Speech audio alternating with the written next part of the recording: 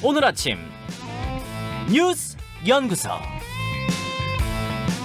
네, 오늘 아침 뉴스의 맥을 짚어드리는 시간 뉴스연구소 CBS 박초롱 기자 그리고 뉴스톱 김준일 대표 나와 있습니다. 안녕하세요. 안녕하세요. 첫 번째 연구해볼 뉴스 뭘까요? 네, 안철수 국민의당 대표 국민의힘 입당하나입니다. 안철수 대표가 국민의힘에 합류한다는 보도가 나왔습니다. 야권 단일화 방식을 둘러싸고 김종인 국민의당 비대위원장과 안철수 대표 간 기싸움이 계속되고 있는 가운데 나온 보도여서 정치권이 발칵 뒤집혔는데요. 네. 안 대표와 김종인 비대위원장이 모두 오보라면서 강력 부인해서 일단은 해프닝으로 끝나는 모양새입니다. 최근 안철수 대표의 국민의당 입당설이 계속해서 제기가 되고 있는데요.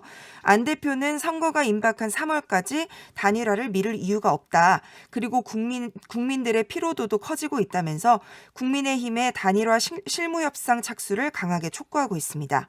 이게 풍문도 아니고 언론사 보도였는데 예. 잘못됐다는 거예요, 김준일 대표. 예, 일단 국민일보의 자회사인 쿠키뉴스에서 이제 보도를 한 거예요. 네. 그래서 뭐 쿠키뉴스 서버가 한때 마비가 됐다, 뭐 이런 얘기도 있었어요. 그 정도로 그 정도로 관심이 많았다라는 건데.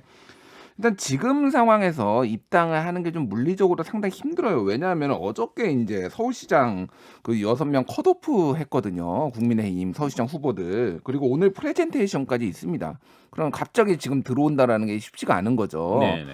그래서 그럼 왜 이런 보도가 나왔느냐? 그러면은 전혀 있지도 않은데 뭐 이렇게 썼느냐라고 한다면은 누군가 뭐 이런 거와 관련해서 얘기를 들었으니까 쓴 겁니다. 이런 거는 뭐 완전 지어서 쓰지는 않거든요. 언론계 속성상.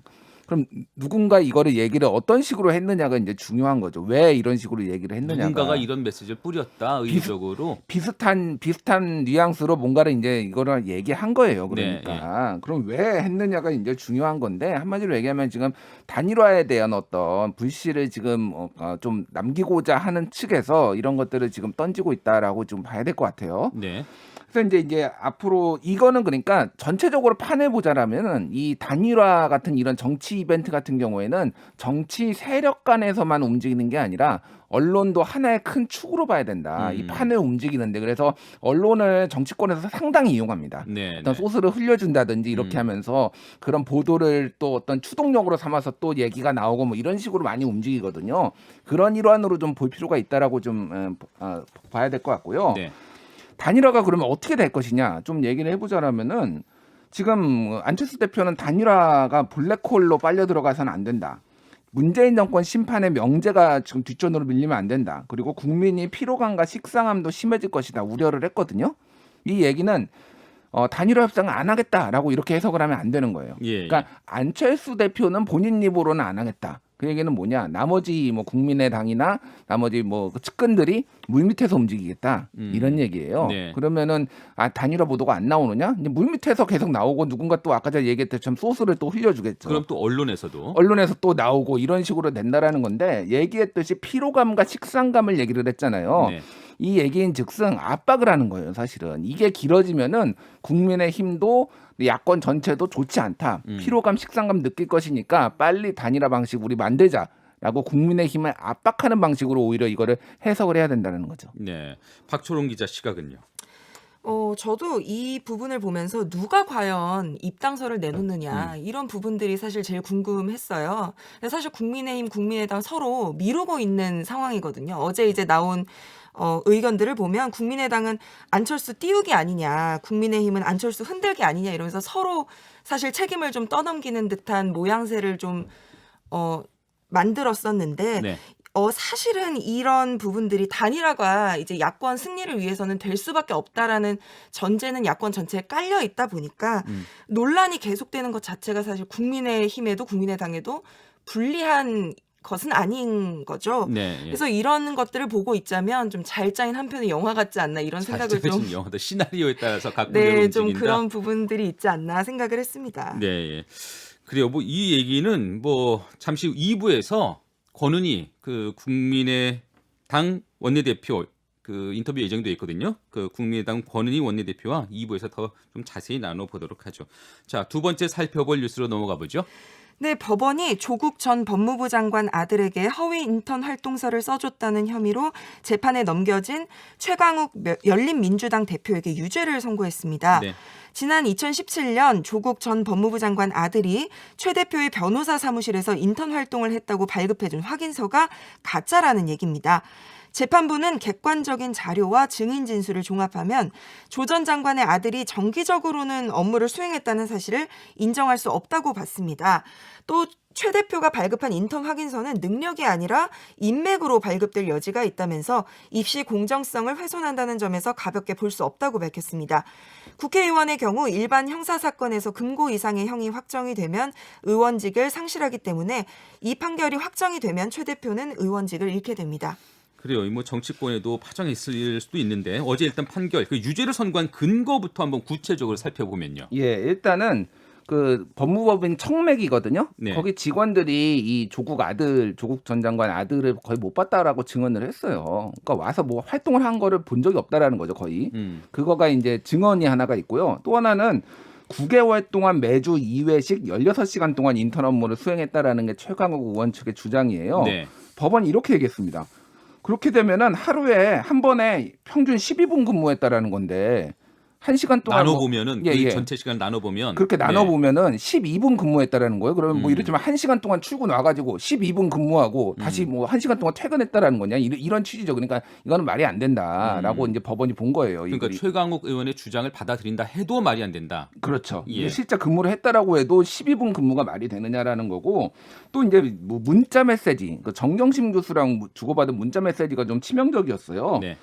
그 최강욱 의원이 오랜만에 그 아들의 목소리를 들었다 이렇게 정경심 교수한테 보였다라는 거는 정기적으로 인턴을 했으면은 그런 얘기가 나올 수가 없는 거죠. 그러니까 오랜만에 진짜 왔다라는 거예요. 그러니까 네, 한번 예. 또 하나는 이 서류로 합격에 도움이 됐으면 좋겠다 이런 문자를 보내니까 정경심 교수가 그 서류는 연고대를 위한 것 이렇게 답장을 했다라는 거예요. 그러니까 이것도 목적성을 가지고 만들어진 거고 오지도 않았다라고 해서 법원이 이제 유죄 판결을 내린 거고. 자, 그렇게 유죄 판결의 근거를 한번 정리해 볼 수가 있을 것 같고요. 그래서 그 판결 어떤 좀 의미가 있을까요? 이제 의미는 앞으로? 지금 이 조국 전 장관 일가와 관련해서 재판받은 사람들이 모두 유죄를 받았습니다. 현재까지. 현재까지 정경심 교수는 자본시장법 위반으로 뭐 등으로 징역 4년, 조국 동생 같은 경우에는 징역 1년, 채용 비리로, 오촌 조카 조범동 횡령 배임으로 징역 4년. 여기에 이제 여기 집행유예까지 나온 거거든요.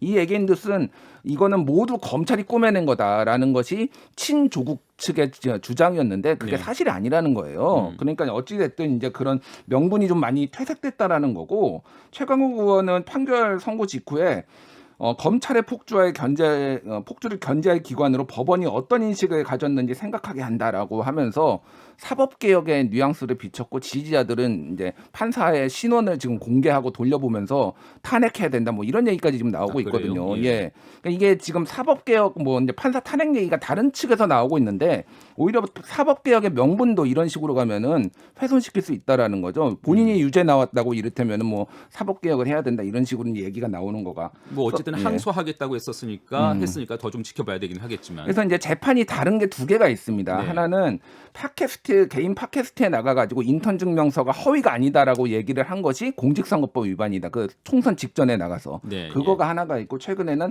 채널 A 이동재 기자가 그 유시민 이사장과 관련해서 뭐 이철 VIK 밸류 인베스트 코리아 대표에게 대표님 사실이 아니라도 좋다. 당신이 살려면 유시민에게 돈을 줬다고 해라. 이런 녹취록이 있다라고 본인의 페이스북에 썼지만은 이것도 지금 기소됐거든요. 이틀 네. 전에.